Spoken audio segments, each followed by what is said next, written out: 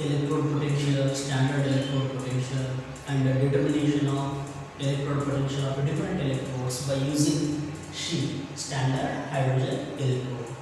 Well, while dealing with this, as we said, how we are going to determine the electrode potential of an electrode means by using some reference electrode. Means, say if I want to determine the electrode potential of A electrode, so what I am going to do, that A electrode is coupled with the SHE. So I am going to construct a diagonal itself, and with the help of relation E cell is equal to E cathode minus E anode, based on the reaction involved at A electrode, what happens, that SHE acts as either anode or cathode.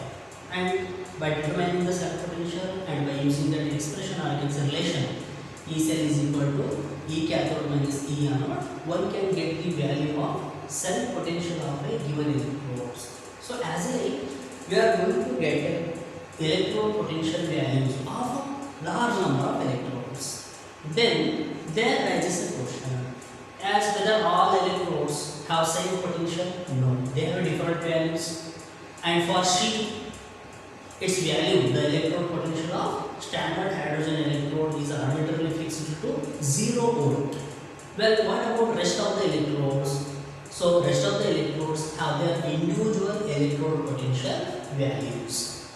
Then the scientists thought of arranging these all half cells, or I can say electrodes, based on their E0 value, electrode potential value. Well, arranging means that can be arranged, those all half cells can be arranged either in the increasing order of their electrode potential values or else decreasing order of their electrode potential values. Therefore, we get arrangement, or I can say we are going to end up with a series of half cells, or I can say electrodes. How we can arrange? Those half cells can be arranged based on their E0 values, standard electrode potential values. We have two possibilities that can be arranged. All those half cells can be arranged either in the increasing order of their E0 value or else decreasing order of their E0 values. So we are going to end up with, if you arrange, we are going to end up with a series of electrodes. A series of electrodes arranged either in increasing or decreasing order of their electrode potential values. Well, when we arrange them, we are going to end up with a series. As I said, that series is nothing but electrochemical series.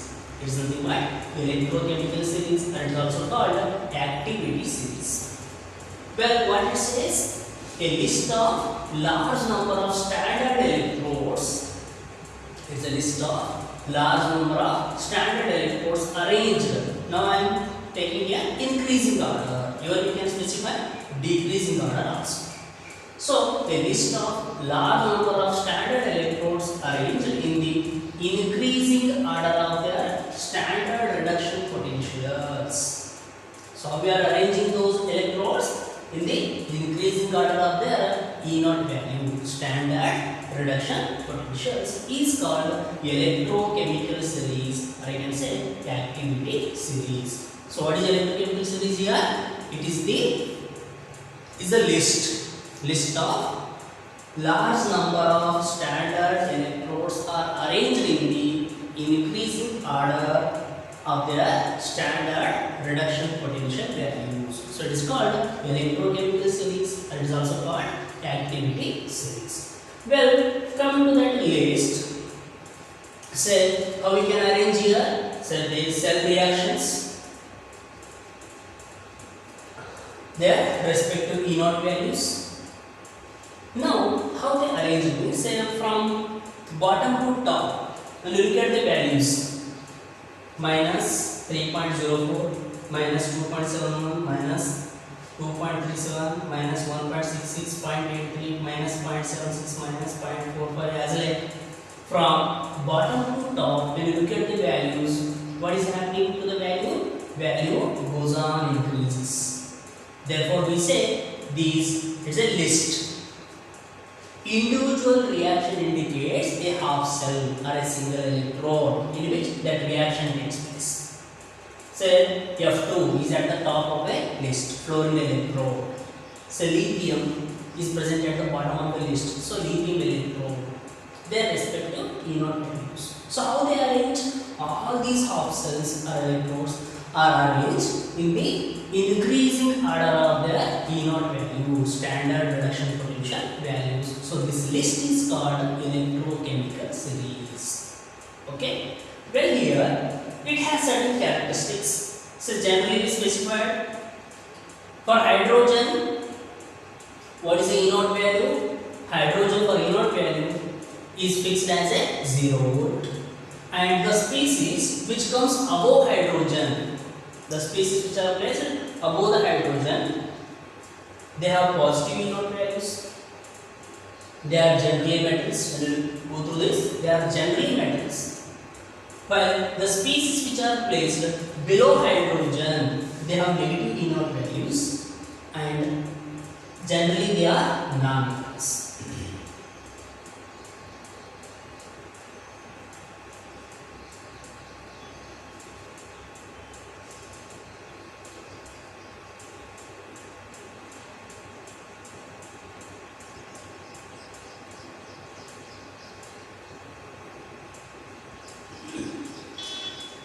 Well, when you go through the list, say for hydrogen, its E naught value is arbitrarily fixed to 0 volt, and there are species having positive E naught value as well as negative E naught values.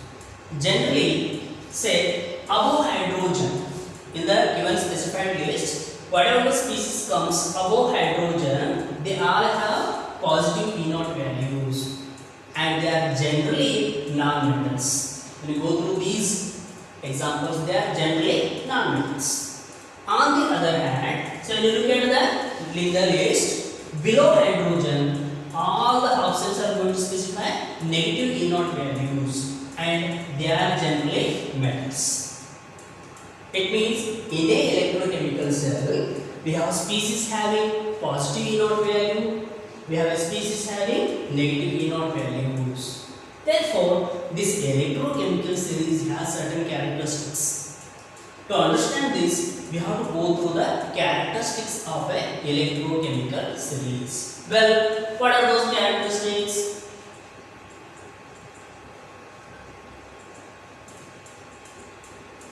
The first characteristics, what it is, the negative sign of standard reduction potential means if any half cell has negative E naught value. If it has a negative E naught value, if such electrodes, if it is joined with the sheet, standard hydrogen electrode, those electrodes act as a anode and sheet act as a cathode. So what is first characteristics of that electrochemical series?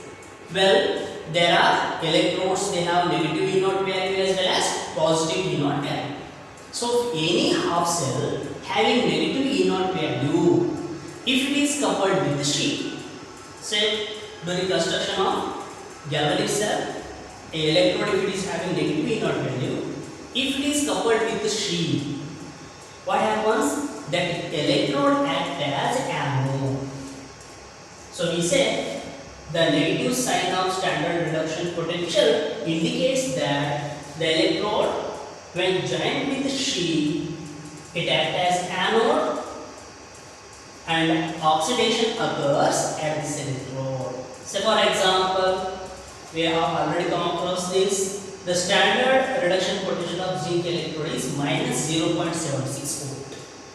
So its E naught value is minus 0.76 volt. So when zinc electrode is coupled with the sheet, what happens? This zinc electrode acts as a anode and zinc atoms undergo oxidation. Okay. Well, coming to the second, we already know that electrochemical series even have half cells with a positive E naught value. Well, what it says, the positive sign of standard reduction potential indicates that the electrode, when joined with the sheet, the electrode have positive E naught value, and when it is joined with sheet, then it acts as a cathode. If it acts as a cathode means what type of reaction involved? Reduction takes place at that electrode. Say for example, copper electrode here. So the standard, that is E naught value, E naught of copper will be plus 0.34 volt. If copper electrode is coupled with She, what happens? Copper electrode acts as a cathode and reduction takes place. Means whatever the copper ions of a solution undergo reduction. So it's the second characteristics. So the first, the electrodes having negative E naught value act as anode when coupled with She. Second, the electrode having positive E naught value act as cathode when coupled with the She. Okay. Well, then coming to the third point, the substances which are stronger reducing agents. Okay. Again, we can say a strong reducing agent, weak reducing agent. Well, basically, reducing agent is nothing but these are the substances. The substances which reduces other chemical species by itself undergoing oxidation. So called reducing agent. So, the substances which are stronger reducing agents than hydrogen, they are placed below hydrogen in the series. And what is the value they have? They have negative values of standard reduction potentials. As I said in the electrochemical series, above hydrogen positive values, below hydrogen negative values. Okay. So here whatever the species, they have negative E naught values. They have negative E naught values. They are placed below in a series, or you can say below hydrogen, and they act as a stronger reducing agent than hydrogen. Okay. Then the next point, what it says, the substances which are weaker reducing agents than hydrogen. Now we are comparing with hydrogen. The substances which are weaker reducing agents than hydrogen are placed above hydrogen in the series. Generally, the one having positive E naught values, okay, and have positive values of standard reduction potential. So what the third point says, the substances placed above hydrogen, generally how to be remembered, the substances which are placed above hydrogen, they act as a strong reducing agents, while the substances which placed below hydrogen, they act as a weak reducing agents. Then this reducing agent can be compared with further oxidizing nature or oxidizing agent. The one which act as a strong reducing agent will be act as a weaker oxidizing agent, opposite. Similarly, the one which act as a weak reducing agent, they are going to act as a stronger oxidizing agent. Well, so according to third point, we can say the species which placed below hydrogen, they act as a strong reducing agents or weak oxidizing agent, while the species which placed above hydrogen, they act as a weak reducing agent, or I can say strong oxidizing agent. Okay, this is the third and fourth characteristics. Then coming to the fifth one, the metals on the bottom. Means generally what I said in a electrochemical series, the one having positive E naught values, they placed below hydrogen, and they are generally metals. So the metals on the bottom, that is having high negative value of standard reduction potential, means the one having high minus E naught values. So what they have? They have a tendency to lose electrons readily. Tendency to lose electron means they readily undergo oxidation. That tendency is nothing but they have tendency of undergoing oxidation process, and they are generally called active metals. And that tendency to lose electron is nothing but activity of a metal. Okay, so that activity of metal increases from top to bottom. So what do we mean to say? The metals on the bottom have tendency to lose electrons readily. That tendency of losing electron is nothing but the activity of a metal. That activity of metal, what happens? The activity of metal from top to bottom. Okay. Then for regarding non-metals, generally what I said, the one having positive E naught value are generally non-metals which are placed above hydrogen in a electrochemical sense. So what is the tendency for them? The non-metals on the top have the tendency to accept electrons readily.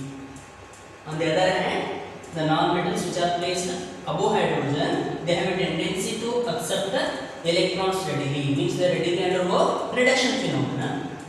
This tendency is also considered as an activity of non-metals. Activity of a non-metal is nothing but tendency to accept electrons. This tendency, or I can say the activity of non-metal decreases from top to bottom. It means the non-metal which is present at top of a electrochemical series is more active. It has a more activity, or I can say more tendency to accept electron compared to next species in the series.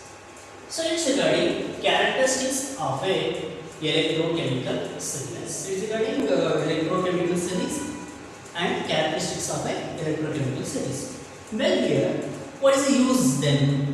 Well, we determine the electrode potential of all the half cells, known half cells, with the help of our sheet, and we arrange them in the increasing order of the standard reduction potential value, so that we end up with the electrochemical series. Well, by doing all these, what is the use of this electrochemical series? So, now we have to consider the application of a electrochemical series. Well, what is that? So, what is the first application? What it says? The metal with the lower standard reduction potential, so SRP in short, is abbreviated as a SRP, standard reduction potential. The metals having lower SRP values in an electrochemical series, if it has a lower SRP value, they readily undergo which phenomenon? They undergo oxidation. Okay? In general, the metals having lower SRP value, lower standard reduction potential value, they generally undergo oxidation. If they undergo oxidation, it means they act as a good reducing agents. So, it means by knowing the E naught value, one can predict whether it acts as an oxidizing agent or reducing agent. So, it becomes the application part. So, what is the first application? The metals having lower SRP value in an electrochemical series, they readily undergo oxidation phenomenon. Therefore, they act as a good reducing agent. Well, examples here, say lithium, magnesium, aluminum, they have very low E naught value. Therefore, they act as a good reducing agents. On the other hand, any species having higher SRP value, means higher standard reduction potential values in an electrochemical series, they readily undergo which phenomenon? They readily undergo reduction. If they have lower E naught value, they readily undergo oxidation and act as good reducing agent. On the other hand, if they have higher E naught value, higher standard reduction potential values, they readily undergo reduction phenomenon. Hence, they act as a good oxidizing agent. So, example, fluorine, chlorine, bromine, they have higher E naught value. Therefore, they act as a good oxidizing agent. Therefore, by comparing E naught values, one can predict which one act as a good oxidizing or which one act as a good reducing agent. Means, so by comparing E naught values, one can predict the nature of the electrode and the chemical species involved in it as a oxidizing agent and reducing agent. Well, generally, what is to be remembered is, say based on E naught value, higher the E naught value, as I said here, higher the E naught value, it readily undergo reduction. Means tendency for reduction is more, but tendency for oxidation is less. So, this table is very important. So, to recall this, so based on E naught value, the nature of that electrode can be specified. So higher the E0 value, if E0 cell is very high, standard reduction potential if it is very high, so tendency for oxidation will be less while reduction is more. Means that chemical species readily undergo reduction, hence act as a strong oxidizing agent. Opposite, weak reducing agent. Okay. So higher the E0 value, more is the tendency for reduction, hence act as strong oxidizing agent, or I can say weak reducing agent. Well, on the other hand, lower the E0 value, if the chemical species has low SRP, standard reduction potential values, what we said, tendency for oxidation will be more. That such chemical species they readily undergo oxidation, but reduction, tendency to undergo reduction is less. Okay. Therefore, such chemical species act as a weak oxidizing agent, or I can say strong reducing agent. So here I can say lower the E0 value, more is the tendency for oxidation, hence act as a strong reducing agent. Okay. So by knowing the E0 value, or I can say by comparing the E0 values of different oxides, one can predict the nature of that chemical species involved, whether it acts as a strong oxidizing agent, or I can say weak reducing agent, or else weak oxidizing agent, or strong reducing agent. So is the first application. That is, metals with lower SRP value, they readily undergo oxidation, act as strong reducing agent. Metals with high SRP value, they readily undergo reduction and act as a weak reducing agent, or else I can say strong oxidizing agent. So it is regarding first application of the electrochemical cells. Well, coming to the illustration part.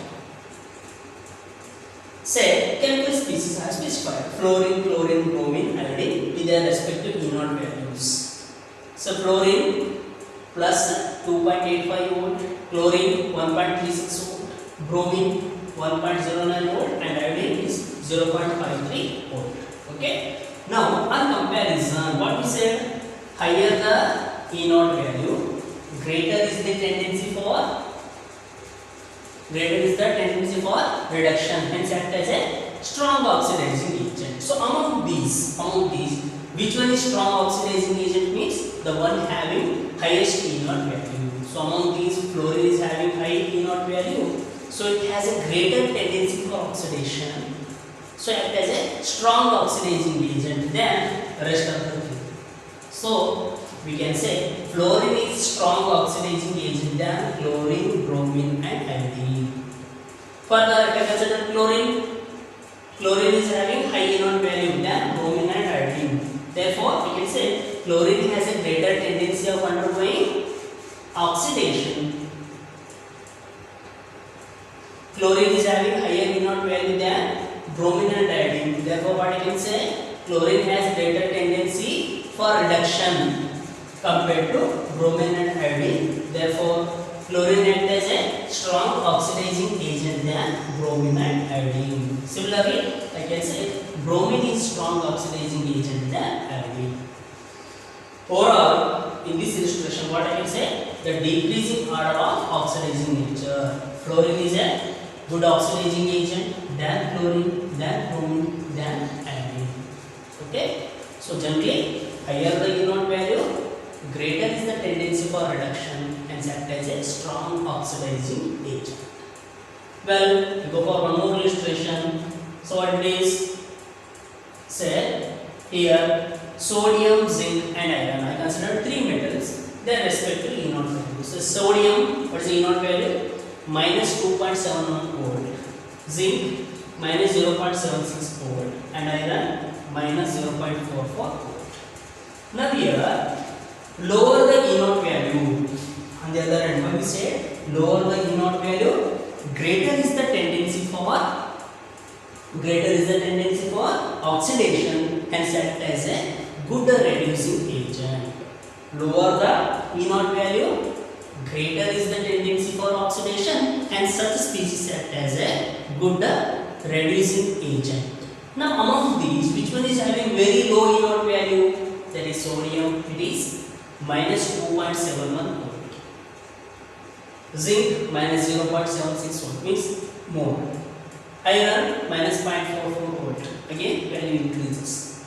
So among these three, sodium is having very low inert value. So it has more tendency for oxidation and act as a strong reducing agent than zinc and iron. Then if I go for these two, zinc and iron, zinc is strong reducing agent than iron. So the decreasing order of the reducing nature, sodium is strong reducing agent than zinc than iron. Well, so the general statement should be remembered. Well, is the what? First application.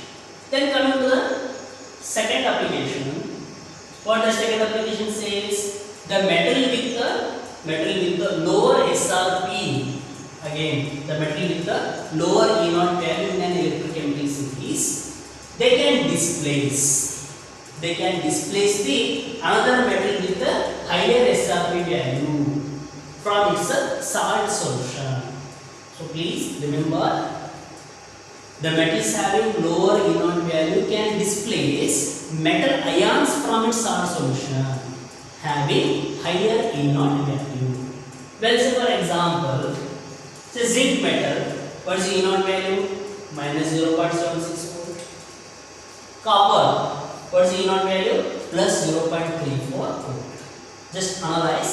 So we have taken a vessel filled with the copper sulfate solution and we placed a zinc plate in it. We have taken a vessel filled with copper sulfate solution. Now we are going to place zinc rod or zinc plate in it. What happens? There involves a displacement reaction. Means whatever the copper ions of the solution will be displaced by zinc ions. So we can say the metal having lower inert value can displace metal ions from its salt solution having higher inert values. So what happens here? When zinc metal placed in a copper sulfate solution, copper ions are displaced by zinc ions. So zinc plate can displace copper from copper sulfate solution because the reduction potential of zinc is less than copper. The inert value is low compared to copper, therefore there involves a displacement reaction. So generally what is to be remembered here? The metals having lower SRP value in an electrochemical series can displace another metal having higher inert values from its salt solution. So it is a second application. So we have to consider, we can predict the displacement reactions based on inert value. The reaction is feasible or not. The displacement reaction is feasible or not can be predicted by knowing the, I can say by comparing the inert values. It is the second application. The third application one, metals which have lower SRP than hydrogen, means the metals having negative inert values generally, or else you can say metals which have lower SRP value than hydrogen can liberate hydrogen gas from dilute acids.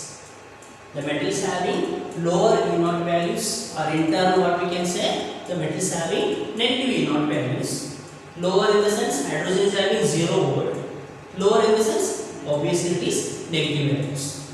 So the metals which have lower SRP than hydrogen can liberate hydrogen gas from dilute acids. See here itself I have considered zinc and copper metals and their respective inert values.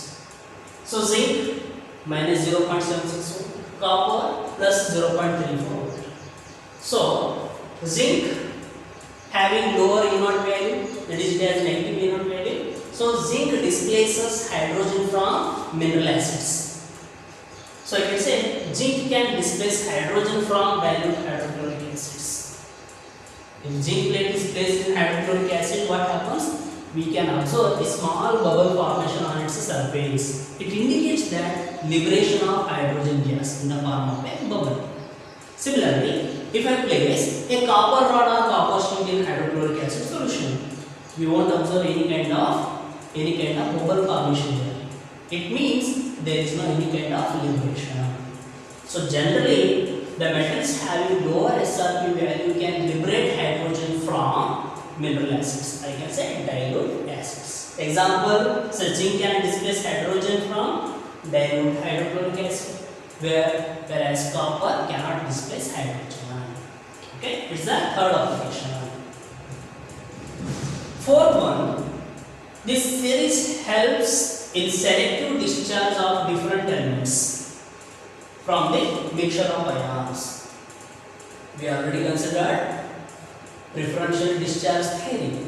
Okay, when dealing with the electrolysis concept. So here, this electrochemical series also helps in selective discharge of different elements from mixture of ions. So for example, aqueous solution of sodium chloride contains two type of cations, Na plus as well as S plus ions. Okay, during liberated but not the sodium. Okay, so it's regarding application of a electrolysis. I hope you understood these concepts, and again in the next session we discuss about some other concept of a electrochemistry.